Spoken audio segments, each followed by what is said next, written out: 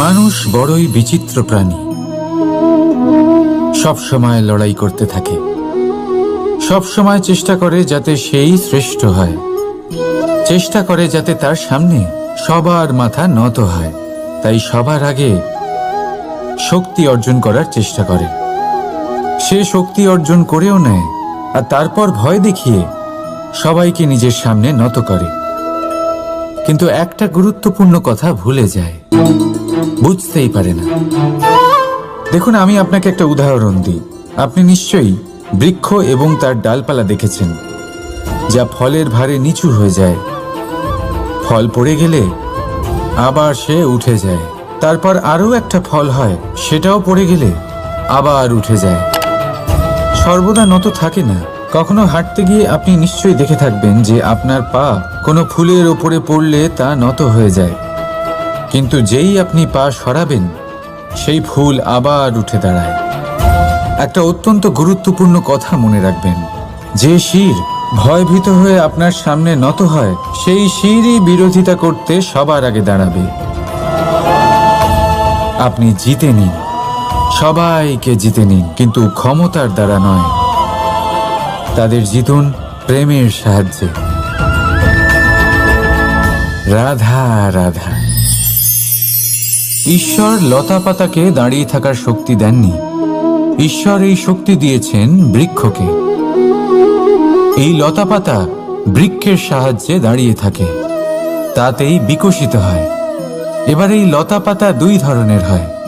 প্রথম সে যে এই বৃক্ষতে বিকশিত হয়, ফুল ফুটিয়ে তোলে, নিজেকেও সুন্দর বানায়, বৃক্ষকেও সুন্দর বানিয়ে তোলে।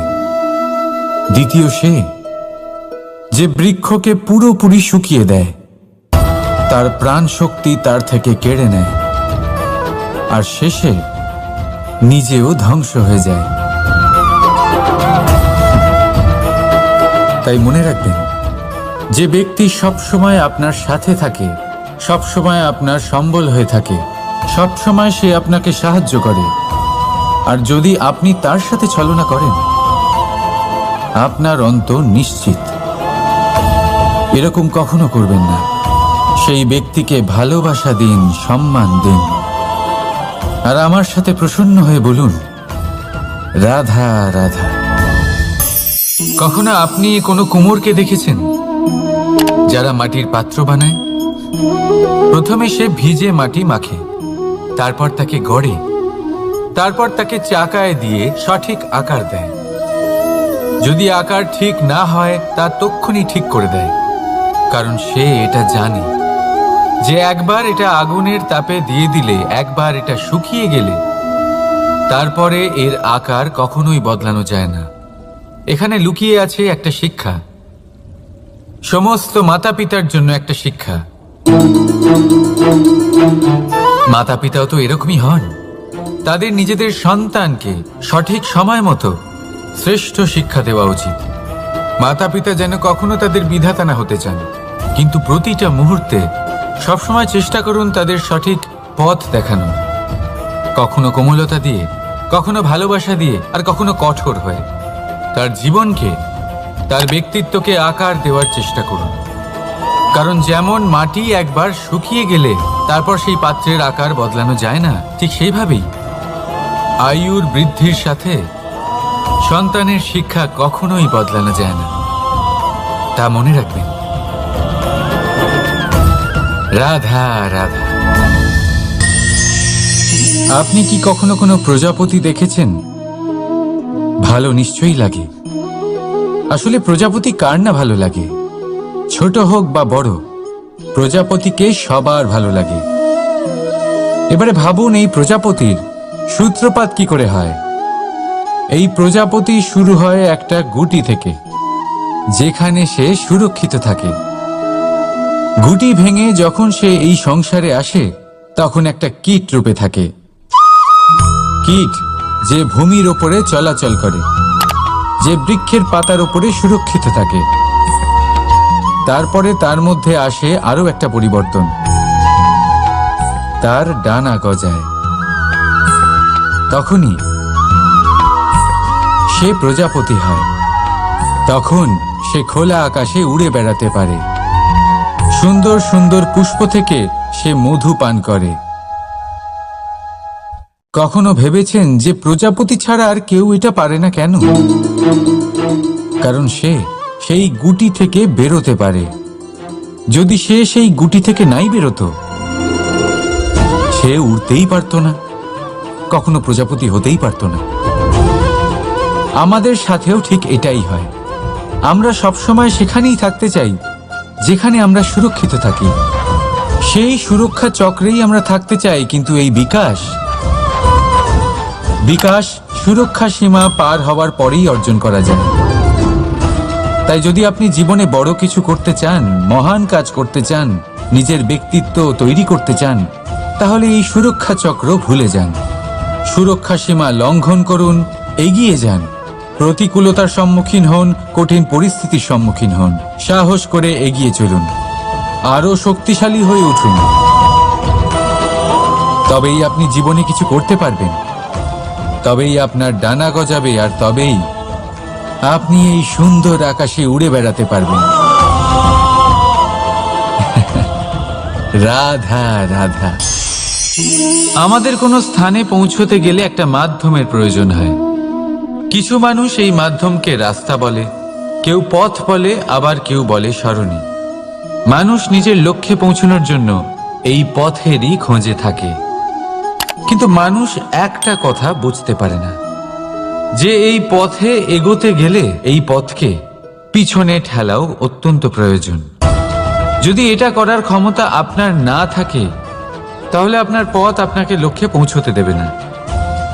দ্বিতীয় কথা, যদি নিরন্তর চেষ্টা আপনি করতে পারেন, যদি সেই ক্ষমতা আপনার মধ্যে থাকে, তাহলে আপনি যখন চাইবেন, যেখানে চাইবেন, নিজের পথ নিজেই বানাতে পারবেন। রাধা রাধা। আমাদের সব থেকে ভালো লাগে বিজয়, সব থেকে অপ্রিয় হলো পরাজয়। কিন্তু আপনাকে একটা কথা বলে দিই, হার নামক কোনো পরিণাম হয়ই না। যাই পরীক্ষা থাকুক না কেন, হয় সেটা জয়তে পরিবর্তিত হয়, নয় সেটা আমাদের কোনো শিক্ষা দিয়ে যায়। তাই কোনো কিছু নতুন শুরু করার আগে কখনো সংকোচ করবেন না। হয় জয় আপনাকে বিজয়ীর মালা পরাবে, নয়তো এই হার আপনাকে অমূল্য কিছু শিখিয়ে যাবে।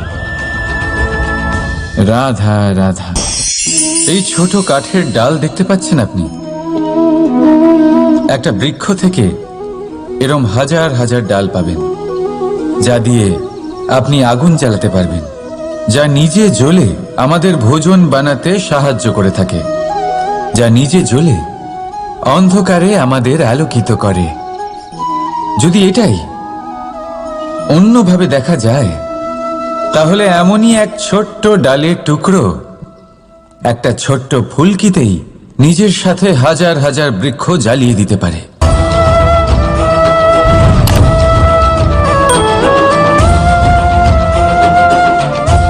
পার্থক্য কোথায়? পার্থক্য হলো শুধু দৃষ্টিভঙ্গিতে, মানসিকতায়। যদি এই মন শীতল রাখেন, শান্ত রাখেন, তাহলে অসংখ্য মানুষের জীবন আলোকিত করবেন। যদি ক্রোধ আর অহংকারের আগুনে জ্বলতে থাকেন, তাহলে শুধুমাত্র বিনাশ করবেন। সিদ্ধান্ত আপনার। রাধা রাধা। আজ বিজয়া দশমী, সেই দিন যবে শ্রীরাম রাবণকে বধ করেছিলেন। এ হলো সেই দিন যেদিন শ্রীরাম লঙ্কা জয় করেছিলেন। লোকে বলে এটা খারাপের বিরুদ্ধে ভালোর জয়ের প্রতীক। এটাকে দেখার আরো একটা দিক আছে। আগে হ্যাঁ, এটা ভালোবাসার জয়ের প্রতীক, এটা পরিবারের জয়ের প্রতীক। আপনি তো নিশ্চয়ই জানেন যে রাবণ মহাজ্ঞানী ছিল, মহা শক্তিশালী ছিল, মহাদেবের পরম ভক্ত ছিল রাবণ। এবার যে ব্যক্তি কৈলাস পর্বত তুলতে পারত, সেই ব্যক্তি নিজে এক কাটা বৃক্ষের মতো শ্রীরামের চরণে পড়েছিল। কেন? কারণ রামের সাথে লক্ষণ ছিল। কিন্তু ওদিকে রাবণের সাথে বিভীষণ ছিল না। একদিকে এক পরিবারের মধ্যে ভালোবাসা ছিল, কিন্তু অপরদিকে আর এক পরিবারের মধ্যে দূরত্ব বাড়ছিল। তাই মনে রাখবেন, যদি সংসারের ওপরে বিজয় লাভ করতে হয় তাহলে সর্বপ্রথম পরিবারের মধ্যে ভালোবাসা বজায় রাখতে হবে। পরিবারের মধ্যে ভালোবাসা বাড়ান, দূরত্ব নয়। আপনি সব সময় সুখী থাকবেন আর জীবনের সমস্ত বাধা আপনি অতিক্রম করবেন। রাধা রাধা। আপনি কি কখনো শুনেছেন হরিণ সিংহের থেকে পালানোর বদলে তার সাথে লড়াই করেছে? হরিণ সিংহকে আক্রমণ করেছে, কখনো শুনেছেন? কখনো না। কিন্তু এরকম হতেই পারে, এরকম হয়েই থাকে। আর এটা তখনই হয় যখন হরিণের শাবক বিপদে পড়ে। যখন তার সিংহের কবলে পড়ার ভয় থাকে, তখন হরিণীও এসে সিংহের সাথে লড়াই করতে থাকে। কারণ সে একজন মা, আর মা তার সন্তানের জন্য সবকিছু করতে পারে। এ হলো মায়ের স্নেহ, যেটা যত নরম হতে পারে ঠিক ততটাই কঠোরও হতে পারে। আর তার সন্তানের মঙ্গলের জন্য সে ক্রোধের সমস্ত সীমা পার করে তার সন্তানকে রক্ষা করেই ছাড়বে। আর সেই জন্যই তো মাকে সন্তানের জীবনে সব থেকে বড় ঢাল বলা হয়। এই মাকে আমার শত কোটি প্রণাম। রাধা রাধা। কামবোধ, এটাই আপনার অন্তরের প্রথম শত্রু। বেশিরভাগ মানুষই কামবোধ বলতে লালসা বোঝেন, কিন্তু এটা সম্পূর্ণ সত্য নয়। কামের আসল অর্থ হল কামনা। এটা খুবই সহজ ব্যাপার। মনুষ্য শরীর থাকলে, মানুষের মন থাকলে এই কামনা অবশ্যই থাকবে। এবার এটাই দেখতে হবে যে এই কামনা নেতিবাচক কামনা নাকি ইতিবাচক কামনা। অন্য কারোর জিনিসে নজর দেওয়া, অন্য কোনো মানুষের উপর নজর দেওয়া, কোনো অনুচিত বস্তুর দিকে নজর দেওয়া, এই নেতিবাচক কামনা। আর এই দুষ্কামনা মানুষকে দিয়ে অপকর্ম করাবেই করাবে। তাই মনে রাখবেন, যে ব্যক্তি নিজের কামনাকে নিয়ন্ত্রণে রাখতে পারেন তিনি সঠিক পথেও থাকেন, সঠিক লক্ষ্যে পৌঁছতেও পারেন। যিনি কামনা নিয়ন্ত্রণে রাখতে পারেন না তিনি তার পথও হারিয়ে ফেলেন এবং লক্ষ্যচ্যুতও হন। তাই মনে রাখবেন, নিজের কামনাগুলিকে নিয়ন্ত্রণে রাখুন। কাম নামক এই শত্রুর ওপর বিজয় লাভ করুন। আর আমার সাথে ভালোবেসে বলুন, রাধা রাধা। হাস্য, হাসি জীবনে অত্যন্ত মূল্যবান হয়। কথায় আছে যে হাসি এবং হাস্য আমাদের জীবনে ওষুধের মতো কাজ করে, আমাদের সুস্থ রাখে, আমাদের জীবনের অনুভূতিগুলিকে আরও সুন্দর করে তোলে। কিন্তু প্রত্যেক ওষুধের মতোই এর সাথেও এটাই হয়। প্রত্যেক ওষুধ সঠিক সময়ে, সঠিক মাত্রায়, সঠিকভাবে গ্রহণ করতে হয়। যদি এরকম না হয় তাহলে এই ঔষধও শরীরের ক্ষতি করে দিতে পারে। এবার আপনি ভাবতে পারেন, হাসি থেকে কিভাবে ক্ষতি হতে পারে? আপনি যদি অন্য কারোর উপরে হাসেন তাহলে হয়তো তার মনে কষ্ট হতে পারে, তার অন্তরের মিত্র হয়তো শেষ হয়ে যেতে পারে, আর অন্তরের শত্রু জেগে উঠতে পারে। কিন্তু এটাই যদি আমরা সকলকে সাথে এনে সকলের সাথে হাসি, তাহলে হয়তো আমাদের অন্তরের এই হৃদয়ের ভেতরে লুকিয়ে থাকা যে শত্রু তা শেষ হয়ে যেতে পারে, আর অন্তরের বন্ধুসত্তা প্রকাশিত হতে পারে। ঠিক কি না? এবার আপনাকে উদাহরণ দিই। যখন দ্রৌপদী দুর্যোধনকে নিয়ে হেসেছিল তখন তা মহাভারতের সৃষ্টির কারণ হয়েছিল। কিন্তু সেইখানেই যখন পার্থ আর মাধব একসাথে বসে মৃদুমন্দ হাসতেন তখন ধর্ম স্থাপন করা হয়েছিল। তা আপনি কি চান? কাউকে নিয়ে হেসে তাকে আঘাত করতে চান, নাকি সকলকে একসাথে এনে তাদের হাসিয়ে তুলে ধনাত্মক প্রভাব ফেলতে চান? সিদ্ধান্ত আপনার। আসুন আর আমার সাথে ভালোবেসে বলুন, রাধা রাধা। মাঝে মাঝে কিছু মুহূর্তের জন্য চোখ বন্ধ করে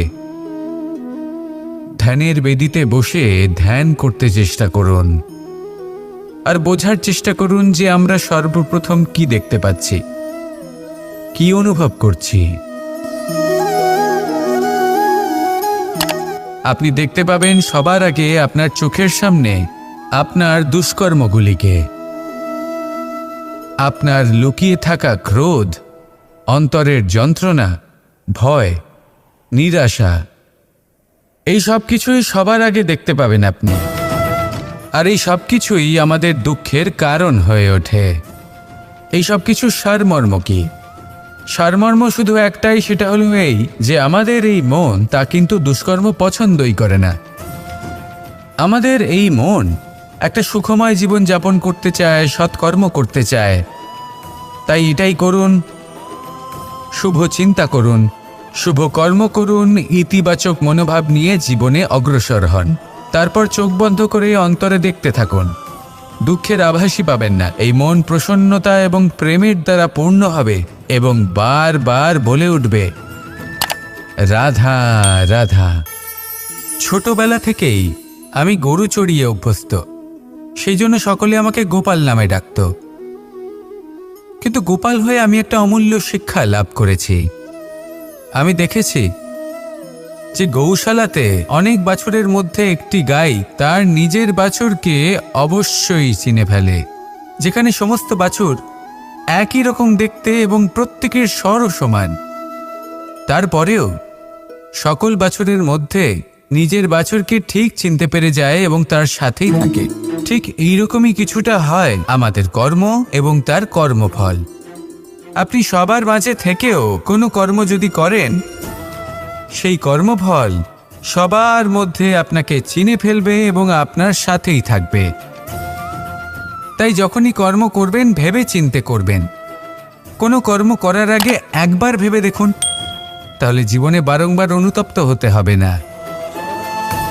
কারণ বিষয়টা কিছুটা এরকম যে এই সংসারে আপনি কাল, কর্মফল এবং সময়, এই তিনের হাত থেকে কখনো লুকোতে পারবেন না, কখনো পালাতেও পারবেন না। আসুন আমার সাথে ভালোবেসে বলুন, রাধা রাধা। আভূষণ। কার না ভালো লাগে এই আভূষণ? আমরা পরিশ্রম করি, ধন অর্জন করি আর আভূষণ কিনে থাকি, কখনো নিজের জন্য, কখনো বা তাদের জন্য যাকে আমরা ভালোবাসি, বা তাদের জন্য যাকে আমরা সম্মান করি। হয়তো সেই জন্যই সীতা চূড়ামণি ধারণ করেছিলেন এবং আমি সামন্তকমণি। কিন্তু এটাই কি সেই প্রকৃত আভূষণ যা আপনার মূল্য বৃদ্ধি করে? না। শ্রীরামের আভূষণ হল ওনার নম্র ভদ্র ব্যবহার। মাতা সীতার আভূষণ হল ওনার সততা, ওনার নিষ্ঠা, ওনার ত্যাগ। অর্জুনের আভূষণ ছিল ওনার একাগ্রতা। রাধার আভূষণ ওনার প্রেম। এই আভূষণ কোথাও নেই, আপনার মনে আছে। যদি আপনার মনে মিষ্টতা থাকে, তা শান্ত হয়, তাতে সততা থাকে, নিষ্ঠা থাকে এবং প্রেম থাকে, তাহলে আপনার অন্য আর কোনো আভূষণের কোনো প্রয়োজন নেই। আপনি যতই ভিড়ের মাঝে থাকুন, আপনার ঔজ্জ্বল্য চোখে পড়বে। আসুন আর আমার সাথে ভালোবেসে বলুন, রাধা রাধা। সুখ এবং দুঃখ, এই দুই হলো আমাদের জীবনের অবশ্যম্ভাবী এবং গুরুত্বপূর্ণ অঙ্গ। আমাদের সকলের জীবনে কখনো সুখও আসে, আবার কখনো দুঃখও আসে। আমরা সবসময় ভাবি আমরা কিভাবে সুখ লাভ করব, কিভাবে আমরা দুঃখ থেকে দূরে থাকতে পারি। আর এই জীবনে যা কিছুই ঘটুক না কেন, সেই সব কিছু আমরা সুখ এবং দুঃখের মাপদণ্ডে মেপে থাকি। এবার এখানে একটা ছোট্ট বিষয় আছে। এটা ভেবে দেখতে হবে যে কে আসলে সুখী ব্যক্তি। সুখী ব্যক্তি হলেন তিনি, যিনি নিজের জীবনে নিজের কর্মের বিশ্লেষণ করে থাকেন, সেই বুঝে পদক্ষেপ নেন। উনি কি করতে চলেছেন সেটা উনি জানেন। আর যদি ওনার কোনো দোষ থাকে বা ভুল থাকে, তাহলে সেগুলো শুধরে নিয়ে এগিয়ে চলেন। সেই জন্য উনি সুখী হন। অন্যদিকে যে ব্যক্তি দুঃখী, তিনি কি করেন? তিনি নিজের ওপর নয়, অন্যের ওপর নিজের নজর রাখেন যে তিনি কি করছেন, কিভাবে কর্ম করছেন, ওনারা অন্যের নিন্দা করেন, অন্যের সাফল্য দেখে ঈর্ষা করেন, ক্রুদ্ধ হয়ে যান, ওনাদের বাধা দিতে চেষ্টা করেন। সেই জন্যই তো ওনারা দুঃখী হন। এই সংসারে এমন অনেক ব্যক্তি আছেন যারা এই কারণে দুঃখী নন যে তাদের জীবনে দুঃখ আছে। তারা এই কারণে দুঃখ পান কারণ অন্যের জীবন অনেক বেশি সুখের। দেখুন, শেষ পর্যন্ত আপনাকে নিজের কর্মের প্রতি মনোসংযোগ করতেই হবে, অন্যের প্রতি নয়। কারণ আপনার জীবনে আপনার কর্ম হলো এমন একটা জিনিস যা আপনার নিয়ন্ত্রণে আছে। নিরন্তর চেষ্টা করতে থাকুন, নিজের কর্মকে বুঝতে শিখুন, শুধরে নিন, নিজেকে শ্রেষ্ঠ করে তুলুন। তখন সাফল্য নিজে থেকে আপনার কাছে আসবে, আর এই মন প্রসন্ন হয়ে বলবে, রাধা রাধা। প্রেমের পরিভাষা আসলে কি? ভিন্ন ভিন্ন ধরনের ব্যক্তি, ভিন্ন ভিন্ন ধরনের প্রেমী, আলোচক বিভিন্ন ধরনের পরিভাষা প্রদান করেন এই প্রেম নিয়ে। কিন্তু প্রত্যেকের মনেই কখনো কখনো এই প্রশ্ন এসেছে, এই ভালোবাসা আসলে কি? নিজের প্রিয়তমকে জয় করাই কি প্রেম? চার হাত এক হয়ে যাবার নামই কি প্রেম? নিজের আবেগ ব্যক্ত করাই কি ভালোবাসা? না, প্রেমের অর্থ কাউকে লাভ করা নয়, বরং তার মাঝে বিলীন হয়ে যাওয়া। যদি কারোর হাত ধরে থাকি তাহলে আজীবন তার সাথে পথ চলা হলো প্রেম। প্রেম শুধুমাত্র সেটা নয় যা প্রেমী আর প্রেমিকার কেশদামে মালা বেঁধে দেয়। মাতা পিতার জন্য দিনরাত পরিশ্রম করা, নিজের পরিবারের জন্য দিনরাত পরিশ্রম করা, সেটাও প্রেম। নিজের বন্ধুদের জন্য, আপনজনের জন্য সবকিছু উজাড় করে দেওয়ার নাম হলো ভালোবাসা। নিজের মাতৃভূমির জন্য সাহসের সাথে লড়াই করা এবং আনন্দে নিজের জীবন ত্যাগ করে দেওয়াও কিন্তু প্রেমের নামান্তর। সেই জন্য যারা বুদ্ধিমান ব্যক্তি তারা কখনো প্রেমের পরিভাষা খুঁজতে চান না, কারণ তারা জানেন যে এই প্রেম কতটা বিশাল। তারা জানেন যে এই প্রেম হলো এক বিশাল সাগর যাকে নিজের মুঠোয় ধরে রাখা যায় না। সেই জন্য এই প্রেমের সাগরে ডুবে যান এবং সকলকে ভালোবাসতে শিখুন। যদি সবাইকে ভালোবাসতে পারেন তাহলে তাদেরও কল্যাণ হবে যারা আপনাকে ভালোবাসে, তাদেরও কল্যাণ হবে যাদেরকে আপনি ভালোবাসেন, আর আপনারও কল্যাণ হবে। আর তখন এই মন ভালোবেসে বলবে, রাধা রাধা। এই সংসারের অন্তের, এর বিনাশের প্রারম্ভ কিভাবে হয়? কোনো যোগের মাধ্যমে? কোনো ভয়ানক অসুরের আগমনে? নাকি প্রকৃতির রাগের কারণে? না, এই সংসারের বিনাশের প্রারম্ভ হয় আমি থেকে। এই আমি, এই তুমি, এটা আমি করেছি, ওটা তুমি করেছো, এটা আমার, ওটা তোমার, আদি ইত্যাদি। এই ভাব যখন মনে বাসা বেঁধে নেয়, সর্বপ্রথম ঘর ভাগ হয়, তারপর বসতি, তারপর প্রাণ, আর তারপর দেশ, আর সবার শেষে সমস্ত সংসার ভাগ হয়ে যায়। আর এই ভাগ হয়ে যাওয়া শেষে মনোমালিন্যে পরিণত হয়। এখন এমত অবস্থায় কি করা যেতে পারে? কিভাবে বাঁচা যায় এই পরিস্থিতির থেকে? কিভাবে দূরে থাকা যায় এই বিনাশের থেকে? উত্তর সেই একটাই, করুণা। একে অপরের দরকারগুলি বুঝুন, একে অপরের সমস্যাগুলি বুঝুন, একে অপরের দুঃখের সাথী হয়ে দাঁড়ান, একে অপরের সুখের ভাগীদার হন। আর শেষে যখন এই আমি আমরাতে পরিণত হবে, তখন এই বিনাশ নিজে থেকেই দূরে চলে যাবে। তাহলে আমরাতে বিশ্বাস করতে শিখুন, আর আমার সাথে ভালোবেসে বলুন, রাধা রাধা। আপনি এমন অনেক মানুষকে দেখে থাকবেন যারা এই সংসার ত্যাগ করেছেন, নিজেদের ঘর বাড়ি সমস্ত সম্পর্ক ছেড়েছেন, বেরিয়ে পড়েছেন শুধুমাত্র ঈশ্বরের খোঁজে। মন দিয়ে সেবা করেছেন, কিন্তু তাও ওনারা কখনো ঈশ্বরের দর্শন পাননি। উল্টে মনে অসন্তুষ্টি আরো বেড়ে গেছে। কেন হয় এমনটা? একটা গুরুত্বপূর্ণ কথা মনে রাখবেন, সেই ঈশ্বরই আনন্দ। ধ্যানের অর্থ হল মনে আনন্দের জাগরণ করা, আর সেবার অর্থ হল সেই আনন্দকে সবার মধ্যে ভাগ করা। তাহলে যদি আনন্দকে জাগ্রত করো আর সবার মাঝে ভাগ করে দাও, তাহলেই ঈশ্বররূপী আনন্দ তুমি অবশ্যই পাবে। রাধা রাধা। যদি আমাদের জীবনে কোনো শিল্পই না থাকে, তাহলে আমাদের জীবনটাই নীরস হয়ে যাবে। এখন যদি সবাইকে আমি জিজ্ঞেস করি সব থেকে বড় শিল্প কি, তো কেউ বলবে চিত্রশিল্প, কারণ তা ওনার মনকে আনন্দ দেয়। কেউ বলবে যুদ্ধ শিল্প, কারণ তাতে বিজয় প্রাপ্ত হয়। কেউ বলবে ভবন নির্মাণ শিল্প, কারণ তাতে ছাদ পাওয়া যায়। কেউ বলবে সঙ্গীত শিল্প, কেউ বলবে নৃত্য শিল্প, কেউ বলবে অভিনয় শিল্প, আদি ইত্যাদি। কিন্তু এই কথা নিয়ে বিবাদ করা অনুচিত, হতেই পারে না। কারণ প্রত্যেক ব্যক্তির নিজস্ব চিন্তাধারা এবং নিজস্ব দৃষ্টিভঙ্গি থাকে।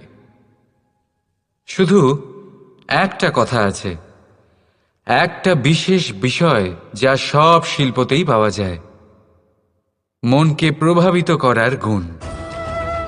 তো সব থেকে বড় শিল্প সেটা যা মনকে প্রভাবিত করে, আর সব থেকে বড় শিল্পী সে যে অন্যের মনে প্রবেশ করে।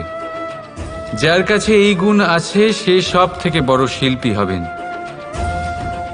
যদি এই সংসার রঙ্গমঞ্চ হয়, তাহলে আমরা এই রঙ্গমঞ্চের শিল্পী। আর এখানেও সব থেকে বড় শিল্পী সেই হবে যে অন্যের মনে প্রবেশ করে সেখানে ঘর বাঁধতে পারে। আর এই মন অবধি পৌঁছনোর সিঁড়ি হল 2.5 অক্ষরের শব্দ, প্রেম। তাহলে প্রেম করতে থাকুন, প্রভাব বিস্তার করুন। রাধা রাধা। সূর্য আর চন্দ্র দুজনেই আকাশের অমিত চিহ্ন, দুজনেই প্রকাশ বিস্তার করে, কিন্তু সবসময় দুজনের তুলনা করা হয়। কে অধিক শীতল আর কে অধিক তীব্র, কে অধিক তেজবান আর কে অধিক শান্তিপ্রিয়। এবার এই তুলনা করা কি উচিত কাজ? কখনোই না। কারণ এই দুজনেই যতই প্রকাশপুঞ্জ হোক, কিন্তু এই দুজনেই ভিন্ন। দুজনেরই নিজের নিজের মাহাত্ম্য আছে, আর দুজনেরই নিজস্ব সময় আছে আলোকিত হওয়ার। তাই এদের তুলনা করা অনুচিত। ঠিক সেইভাবেই আমাদের জীবনেও তুলনা করা অনুচিত হবে। নিজের তুলনা অন্য কারোর সাথে কখনো করবেন না। আর যদি অন্য কেউ আপনার তুলনা অন্য কারোর সাথে করে, তাতে মন দেবেন না। কারণ এই তুলনা থেকে নিজেকে হীন ভেবে নেওয়া আপনার জন্য ক্ষতিকর।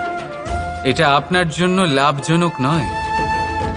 শুধু চেষ্টা করতে থাকুন, নিজেকে বিস্তার করতে থাকুন, আর অপেক্ষা করুন সঠিক সময়ে। কারণ সঠিক সময় আসলে আপনি নিজের গুণ, নিজের দক্ষতা অবশ্যই দেখাতে পারবেন। রাধা রাধা। জীবনে সবাই মহান হতে চায়, সবাই বড় হতে চায়, কিন্তু বড় হয় কিভাবে?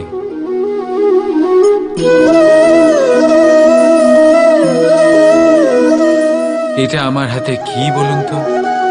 সর্ষে বীজ? না, এটা হলো বটের বীজ। এই বীজ এত ছোট হয় যে সবার সাথে সহজেই মিশে যায়, বড়ই সহজে ধরণীতে মিশে যায়। কিন্তু যখন এটা বৃক্ষরূপে বড় হয়, আর তারপর যখন পড়ে যায়, সমস্ত পরিবেশকে কাঁপিয়ে দেয়। ঠিক এইভাবেই বড় হতে থাকুন, বটের বীজ আর বটের বৃক্ষ। আর যদি জীবনে আপনি সত্যি বড় হতে চান, তবে সর্বপ্রথম নিজের অহংকারকে, নিজের অভিমানকে ছোট করে নিন। এত ছোট যাতে সবার সাথে বসতে পারেন, কিন্তু অন্তর থেকে এত বড় হয়ে যান যাতে যখন আপনি উঠবেন, তখন কেউ যাতে আর বসে না থাকতে পারে। রাধা রাধা। আমাদের মধ্যে এমন কজন আছে যারা ভয়তে ভীত হয়ে পড়ে, কোনো বৃহৎ কার্য করার আগে মনের সামঞ্জস্য হারিয়ে ফেলে? মোটামুটি সবাই, তাই না? প্রত্যেক ব্যক্তির মনেই এই ভয় জাগ্রত হয়। তবে এর অর্থ আমার দৃষ্টিভঙ্গি দিয়ে মনে হয় এই ভয়ের অনুভূতি খারাপ নয়। কারণ যদি এই অনুভূতি খারাপ হতো, তাহলে কি ঈশ্বর এই অনুভূতি প্রত্যেক প্রাণীকে দিতেন?